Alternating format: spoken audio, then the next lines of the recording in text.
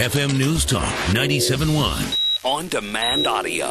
Going right now to the man that's been making all of the headlines. Congressman Todd Akin joins us on the phone, and I appreciate you joining us. I know that you've been weathering a storm right now. Well, there has been really a big storm going on, and on the other hand, I think there's some very, very important principles that are at stake here, Dana. And I just want to say I'm very thankful for you allowing me to join you and your fantastic audience on the show. Well, and of course, and I mean, this is your voting base right here, and these are the people who selected you for the Republican primary. And I mean, I've been seeing the headlines of the Republican Senatorial Committee pulling funding. I saw the headlines of the Crossroads Super PAC. When you look at this, because those are a sizable amount of dollars. I mean, do you feel confident that if by staying in this race that you can win this race without their support? I would say that I'm not very confident at all if we were talking a year and a half ago. But I had an experience. I ran for the Senate, and the Republican Party told me, when you win the primary, then we'll come to your aid. And so we went out to the people in the state of Missouri. And I talked about the fact and our message was the idea of standing on principles, trying to do the right thing, not play the politics, but standing on principles, and also talking about the values of our founders, the very ideas that made America the country she is, and the foundations of freedom itself, and the idea that also that our Creator blessed us with life and liberty and the pursuit of happiness, and how that all ties in. And that was our message. And we took that message out. We were outspent 10-1 in the media. And all of the pundits were kind of scratching their heads when we won by 6 points in the primary. Well, now what's happened? The party embraced me. They promised all kinds of millions of dollars and all these special people to beef up our staff. And then with basically I misspoke one word in one sentence on one day, and everything changed overnight. And some of the liberal media was sharpening their long knives, and so they've asked me to step aside. The loyalty was short-lived, I suppose. But as I've thought about this is not about me. This is about America. And this is about who we are as a people. And I've been surrounded now by good friends and their closest brothers.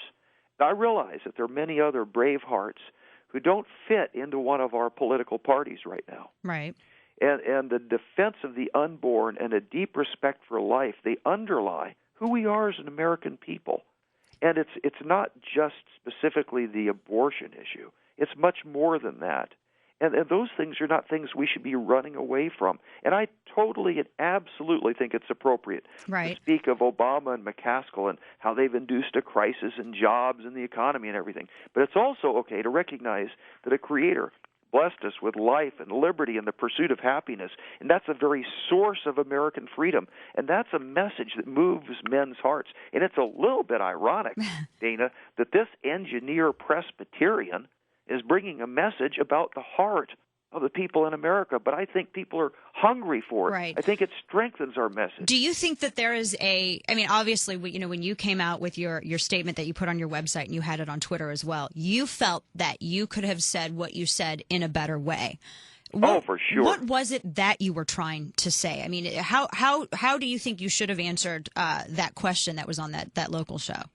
Well, it was a misplacing of that word legitimate. That was the problem, was particularly that one word. And, Dr. Wilkie has just released a statement, and part of his letter, I think he just really stated it very clearly. He said, of course, Akin never used the word legitimate to refer to the rapist, but to false claims like those made in Roe versus Wade.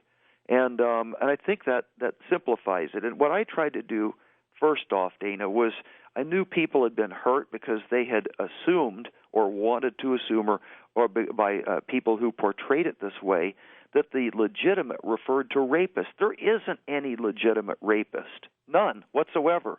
They're horrible criminals, and I have no tolerance for them whatsoever. I have a wife and daughters. I have nothing, no respect, nothing. There's nothing legitimate about a rapist, but to rather, I was putting that in the wrong place, making the point that there were people who used false claims like those that basically created Roe versus Wade. Right, right. And that is, I mean, those are, I mean, obviously it's a complex answer that if you can't fit it into a 30-second soundbite, it's almost like you lose. So I want to ask you too. One of the things that I've heard a lot of people discuss is the the amount of money that they say the McCaskill campaign gave you $1.5 million to run. Is that true? And are they still supporting you now? The McCaskill campaign gave me money. Yeah, the Democrats have given your campaign money. That'd be very nice if they wanted to do that. We wouldn't turn the money down. All right, so this. I'm a little short on money. Anybody who wants to go to Akin, AKIN.org, and help us out on this, it seems that we have lost some Republican support here in terms of many millions of dollars. If people can help us a bit, right. We want to take our case to the people of Missouri. We want to talk about freedom. We want to talk about this beautiful country, what we have in common, what pulls us together, and the strength of America. Right.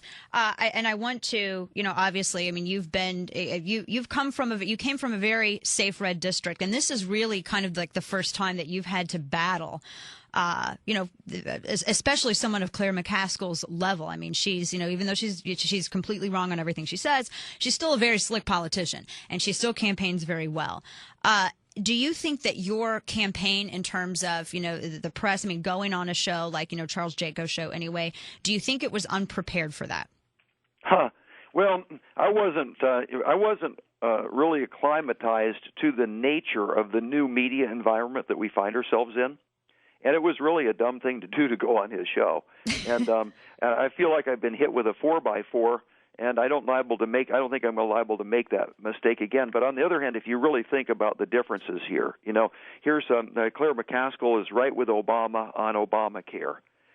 She was right with Obama on the big stimulus bill, which was bigger than if you took all the earmarks for 10 years, multiplied them times 10, it's not going to come up to $800 billion. Been no budget in over 1,000 days. A president constantly ignoring the Constitution and the law. She's wrong on Second Amendment. She's got, I think, an F from the NRA, if I remember right. Right. Pro-life, she's not there. She's for abortion all through the entire time of pregnancy, late-term abortions as well. And she's really kind of supported all the big government solutions. Right. And her record is, I mean, compared to a comment, her record, I've never been one to agree that a comment is worse than her record. What do you make of all of the people? I mean, because you have, Missouri Republican bigwigs now. You have, nationally, you have many big Republicans pressuring you to drop out of the race. What do you say to them? What do you say to them when you've seen all of this, come down the pike towards you? Where are you at now with your thinking, and what do you say to all of those individuals who are telling you to drop out? Well, the fact of the matter is, I believe they were rushed to judgment. I think that they haven't estimated properly what it is that we have to offer and what's at stake here, and being able to stand up for the things that America's founded on. And they were pretty quick. I mean, I talk about one word, one sentence, one day out of place, and all of a sudden the entire establishment turns on you. And I understand they are doing it for noble reasons in their own minds because they understand politics. But that's one of the places how I got where I was and won the primaries, because I didn't pay so much attention to politics. I'm paying attention to what this country's about. I'm paying attention to freedom. I'm paying attention to what it's going to take America back and make the government the servant and no longer the master that it is now. Right. To deal with a $1 trillion deficit, we're going to have some starch and some backbone, and we can't run from our shadows every time somebody says something like abortion or this or that. We have to stand up. We have to know what we believe in and give a vision and an understanding of who we are as a people. Right. That's where we need to go. Last quick question I have for you. I know you're pressed for time, and we're coming up on a break here. Yeah, I was, throughout the primary, I don't endorse people, and I don't tell people who to vote for, because I don't want to supplant a nanny state government with nanny state activism. Ultimately, this is your decision. And I've defended the election process because I think that elections do matter. I think they matter nationally, and I think that they matter locally as well. What do you say? Because frankly, I look at the Senate race and I'm worried for you. I'm worried for what would happen, if this 5 p.m. deadline passes and you go forward and you go for McCaskill. I'm worried that the Republican Party would give up on this race. I'm worried that you would have trouble fundraising grassroots or fundraising online. What do you say to someone like me who's very hesitant and doesn't know where they fall right now? What do you say to convince them that you can win this Senate race and that you can be another red in the Senate and repeal Obamacare? How do you assure those people? Well, I think that there's a couple different ways. First of all, we still have the thing that I offer as a candidate not only is the fact that I've stood on principle, but I am exactly opposite in my voting on all these different things: Obamacare, stimulus, no budget, Second Amendment, pro-life, big government, their hatred for coal, oil, and gas. All of those things we have totally different records on. Second of all, people who want to pay attention to politics, let's pay attention to politics. What's the polling data say? Latest poll says I was still ahead of Claire McCaskill. Now it may go back and forth a little bit, but I don't think this thing is lost by any means. I think people, that their loyalty, they just ran for cover at the first time of any gunfire. And I think we need to rush to the gunfire. I think we need to take this battle forward and define and to defend America the way she's always been. Right. And just because they hear the popping of guns doesn't mean you run for cover. And I think they ran for cover too fast, and I'm ready to continue this fight. And I believe that you're going to see us once again standing in the United States Senate just as we did in the primary, and people will be saying, oh, my goodness, look at that. Right, right. And ultimately, this comes down to your decision. Have you decided, are you in this race? Are you going to change your mind before 5 p.m., or are you in this race? No, we've made, let me just make it clear on your program, Dana, that we are not getting out of this race. I'm in this race for the long haul, and we're going to win it. Well, there you go. Congressman Todd Akin, I appreciate you giving us some of your time. And thank you very much, Dana. All right, we'll be watching. We'll be watching all of the spin. Thank you so much. I appreciate it. Okay. All right, take care.